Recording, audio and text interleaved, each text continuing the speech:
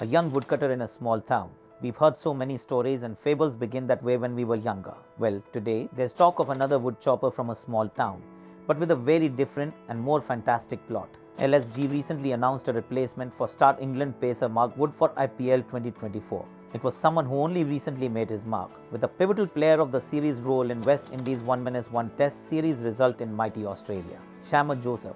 No one really knew the youngster making his Test debut in the first Test, but his name was on everyone's lips by the time he rounded off the two-Test series with an incredible 7-wicket haul in Brisbane with a broken toe to give the West Indies an incredible win. A darting Mitchell Starc Yorker had crashed against Joseph's toe in the previous inning, effectively ruling out the pacer from bowling in the fourth inning. But injected with painkillers and a large dose of grit and will, Joseph overcame that pain to knock back 7 Aussie batters, including the match-winning final wicket. But let me take you back to the start of the story, to Barracara, the little town in the Caribbean where young Shamar grew up, where until just 5 years back there were no steady electricity lines or internet connectivity. What it also lacked were opportunities to earn a good buck. It had just one real industry, to cut wood and take it to the city for furniture makers to buy. And it wasn't easy work, with there being no real proper road connecting their village to the city. So the loggers had to cross that 125 kilometers journey from Barracara to New Amsterdam city by boat up the Gange River with their load, making that arduous task infinitely harder. Our young Caribbean hero was doing that job when,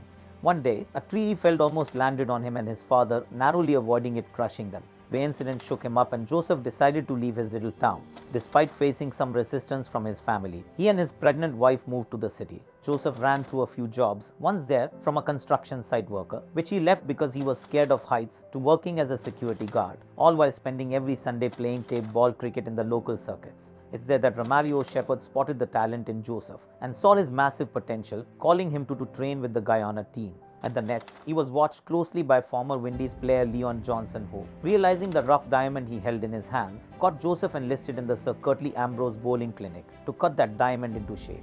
Impressing in the trial game with a stellar performance, Joseph got into the Guyana side and very soon after got that out of left field call up to the West Indies squad.